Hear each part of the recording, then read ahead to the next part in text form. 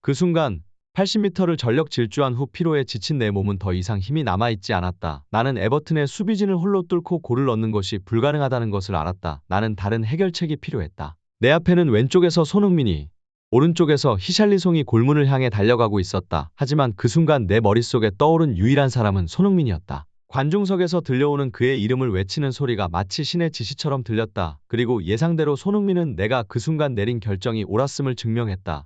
라고 반 더 벤은 경기 후 소감을 전했다. 손흥민은 팬들의 기대를 저버리지 않았고 그의 슛은 경기장을 열광의 도가니로 만들었다. 슛 각도가 매우 좁아 불리해 보이는 상황에서도 손흥민은 놀라운 기교로 골을 만들어내며 토트넘 호스퍼를 4-0으로 리드하게 했다. 하지만 그의 슛을 자세히 보면 손흥민이 슛을 하기 전에 여러 가지 정교한 전략을 사용했음을 알 수 있다. 그 전략들이 무엇인지 함께 기대해보자. 오늘 손흥민은 프리미어리그에서 7번째로 비싼 신입 선수인 솔랑키를 대신해 주력 공격수로 나섰다. 솔랑키는 시즌 개막전에서 실망스러운 모습을 보였다. 토트넘 호스퍼는 솔랑키가 부상으로 인해 출전하지 못한다고 발표했지만 이는 팬들에게 오히려 안도감을 주었다. 이전 경기에서 손흥민은 솔랑키가 빛날 수 있도록 공간을 내주며 희생적인 플레이를 펼쳤지만 그 노력은 헛된 것이 되었다. 오늘 솔랑키는 관중석에서 손흥민이 진정한 공격수가 어떻게 경기를 이끌어야 하는지를 직접 배울 수밖에 없었다. 손흥민의 골은 단순히 경기를 끝내는 골일 뿐만 아니라 그의 뛰어난 클래스와 함께 이루어진 골이기에 더욱 인상적이었다. 후반 77분.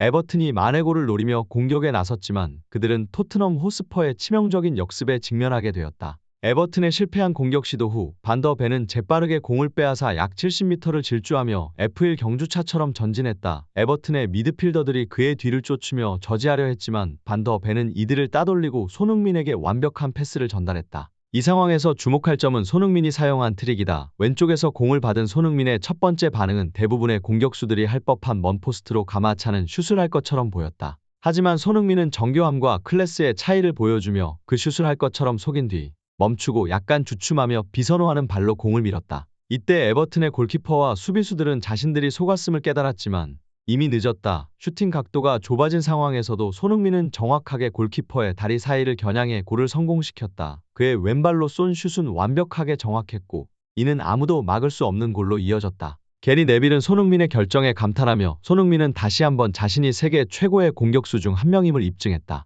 긴장된 상황에서 그의 창의성과 침착함은 다른 선수들에게 넘는 특별한 능력이다. 손흥민이 골키퍼와 수비수를 속이고 비선호하는 발로 정확하게 슛을 날리는 모습은 그야말로 경이로웠다. 이는 단순한 골이 아니라 그의 지능과 최고 수준의 재능을 증명하는 순간이었다고 평가했다. 제이미 캐러거도 이 의견에 동의하며 손흥민의 플레이는 남들과는 다를 뿐만 아니라 그만의 자신감과 클래스가 담겨있다. 모든 것이 빠르게 진행되는 순간에도 손흥민은 충분히 침착해 골키퍼와 수비수들을 속였다. 이는 세계 최고의 선수들에게서만 볼 수 있는 순간이다. 그들은 단순해 보이는 상황을 인생에 남을 장면으로 만들어낸다라고 덧붙였다. 축구 분석가 알란 시어러는 골키퍼의 다리 사이를 겨냥해 슛을 결정하는 것은 상황을 읽는 감각과 완벽한 볼 처리 능력을 요구한다. 손흥민은 그가 단순한 득점자가 아니라 뛰어난 축구 지능을 가진 선수임을 입증했다. 이 특이한 플레이는 그의 창의성과 결단력을 보여주는 사례이다 라고 강조했다. 손흥민의 인상적인 골은 반 더 벤의 큰 공로를 빼놓을 수 없다. 강한 저지와 넘어지는 상황에서도 반 더 벤은 포기하지 않고 경기를 계속하며 완벽한 어시스트를 기록했다. 반 더 벤은 자신뿐만 아니라 모든 동료들이 손흥민 주장으로부터 배운 강렬한 투지를 강조했다.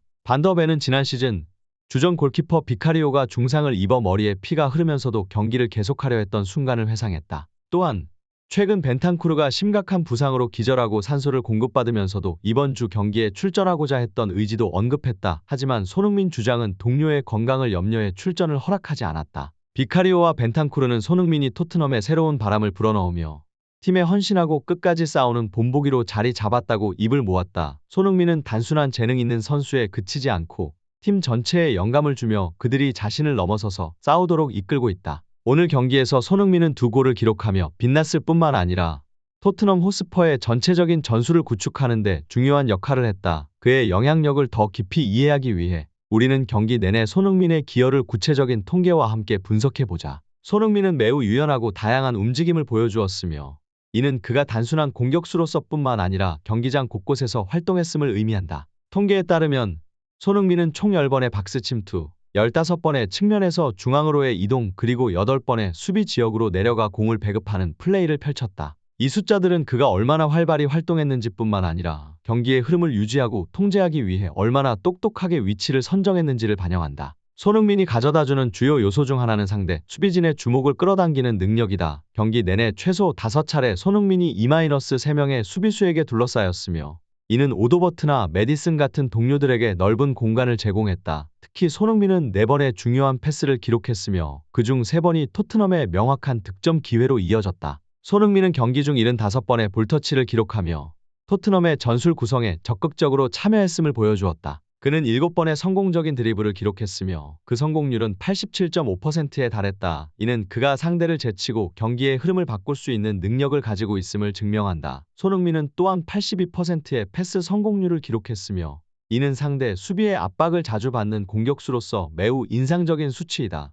특히 그는 5번의 슛을 시도했고 그중 4번이 유효 슛으로 이어졌으며 2골을 기록하며 그의 날카롭고 효율적인 득점 능력을 입증했다. 비록 주요 임무는 아니지만 손흥민은 필요할 때 수비에도 적극적으로 참여했다. 그는 3번의 성공적인 태클을 기록했으며 2번의 클리어링으로 팀의 위기를 막았다. 이는 그의 전면적인 투지와 헌신을 보여주며 팀을 위해 어떤 역할도 마다하지 않는 모습을 잘 나타낸다. 이러한 뛰어난 경기력을 바탕으로 손흥민이 9.8점이라는 최고점을 받았고 경기 최우수 선수로 선정된 것은 당연한 일이다. 손흥민의 지능적인 움직임, 뛰어난 개인 기술, 그리고 강력한 투지 덕분에 그는 토트넘의 핵심적인 존재로 자리 잡았다. 다른 프리미어리그 공격수들과 비교했을 때 손흥민의 영향력은 단순한 득점 수에 그치지 않고 공격부터 수비, 전술 구성에서 중요한 역할을 맡고 있다. 손흥민은 단순히 뛰어난 공격수일 뿐만 아니라 토트넘을 이끄는 전면적인 리더이다. 그의 재능과 투지가 결합된 모습은 토트넘 호스퍼에서 그의 위대함을 더욱 부각시킨다.